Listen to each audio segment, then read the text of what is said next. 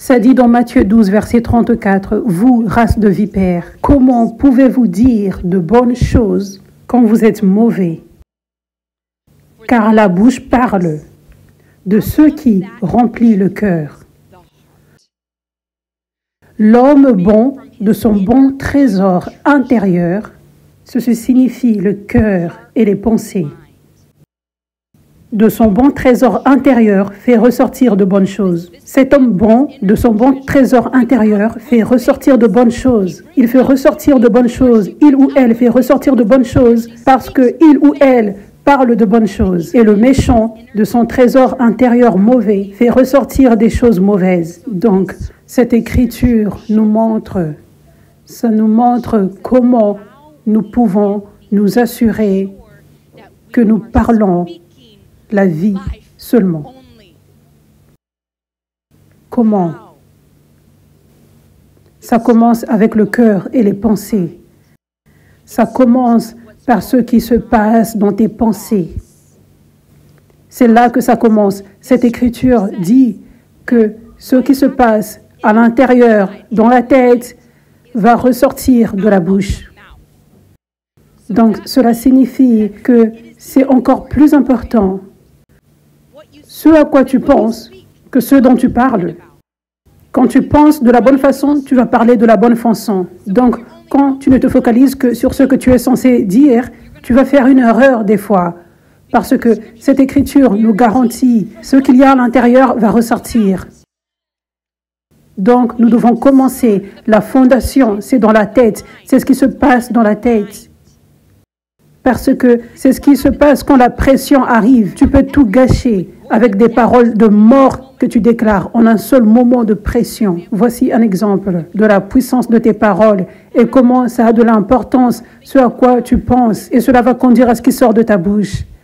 Si tu es avec une personne dans ta vie, un ami, un membre de la famille, un employé, peu importe la personne, quelqu'un est dans ta vie et cette personne fait une erreur qui t'affecte négativement. Maintenant, disons que la journée que tu as est chaotique et si une personne n'a pas été en train de se focaliser sur ce qui se passe ici, dans sa tête, en d'autres termes, la pression arrive et ce qui est à l'intérieur va ressortir. Tu peux déclarer une chose méchante à la personne.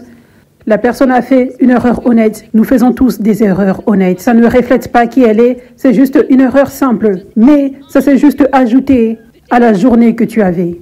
Et tu peux commencer à dire « Oh, tu ne peux rien faire de bon. Qu'est-ce qui ne va pas avec toi? Comment as-tu pu faire cette erreur? Comment as-tu pu gâcher cette chose? Je ne peux plus te faire confiance. » Vous savez, tu peux commencer à dire des choses comme celle-ci. Et ces paroles sont puissantes. Ces paroles peuvent réellement endommager cette personne. Le diable peut t'utiliser en une seconde avec ces paroles. Tout d'un coup, cette personne commence à se sentir comme si quelque chose ne va pas avec elle. Je ne suis pas assez bon. Quelque chose ne va pas avec moi, je ne suis pas assez bon. Quelque chose ne va pas avec moi, je ne suis pas assez bon. La personne est bombardée avec ses pensées. Et cela a commencé avec les paroles que tu as déclarées. N'est-ce pas? De l'autre côté, quelqu'un passe par quelque chose de difficile. L'ennemi l'attaque dans sa tête. Peut-être en disant des choses comme celle-ci. Tu n'es pas assez bon. Tu ne vas jamais y arriver. Tu ne seras jamais assez bon. Il y a une chose qui ne va pas en toi. Peu importe comment tu vas essayer, tu ne seras jamais en mesure d'y arriver. Quand tu es quelqu'un qui s'est rempli de bonnes choses, tu t'es focalisé sur la parole de Dieu. Tu as laissé à Dieu la possibilité de transformer tes pensées parce que tu as été obéissant pour te remplir avec de bonnes choses, la parole de Dieu, les choses de Dieu, les pensées de Dieu, la vérité de Dieu, les promesses de Dieu. La lumière est juste à l'intérieur de toi. La lumière te remplit. Donc tu pourrais avoir une journée qui paraît chaotique, mais tout d'un coup, tu es en mesure de voir cette personne qui a besoin d'un encouragement. Et Dieu peut t'utiliser pour déclarer une parole prophétique d'encouragement pour cette personne qui détruit les mensonges du diable et libère cette personne. Même juste une parole d'encouragement, pas même le fait de chasser un démon. Tu aurais pu juste changer la vie de cette personne pour toujours. Donc avec une parole, dans les deux scénarios, tu peux changer la vie d'une personne pour toujours. Avec une parole, tu peux être la graine qui a apporté les oppressions démoniaques. Avec une parole, tu peux délivrer une personne d'une vie entière d'oppression démoniaque. Je ne parle même pas de chasser un démon. Je parle simplement d'une parole de mort ou d'une parole de vie qui sort de ce qu'il y a dans ton cœur. L'origine a été ce qu'il y a dans ton cœur. Tu ne peux pas le cacher lors d'un moment de pression. Amen. Ça dit, Proverbe 23, verset 7. Car comme il ou elle pense dans son cœur, c'est ainsi qu'il est ou qu'elle est.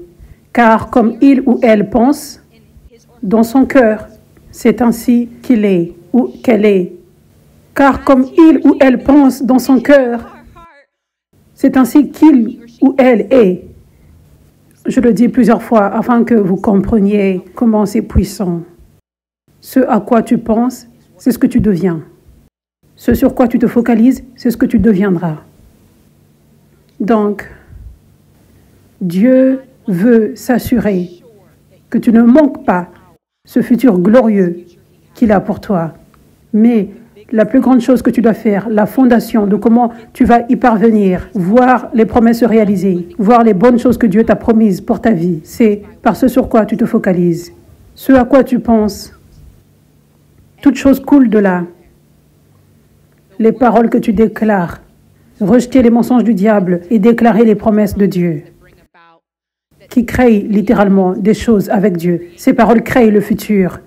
Par exemple, comme Dieu avait créé l'univers, il avait parlé et l'univers s'était créé, n'est-ce pas? Si je dis « démon, va-t-on » moi, avec Dieu, nous venons tout juste de créer la liberté dans la vie d'une personne et une nouvelle vie. Alléluia. Quand une personne est morte et je dis « ressuscite », Dieu s'est tout juste mis en partenariat avec moi et a créé la vie de cette personne. Alléluia. Donc, tu co-crées avec Dieu ton futur. Tu crées ce qui n'est pas encore là. Tu crées cette chose à venir avec Dieu. Tu te mets en partenariat avec lui, ensemble. Alléluia.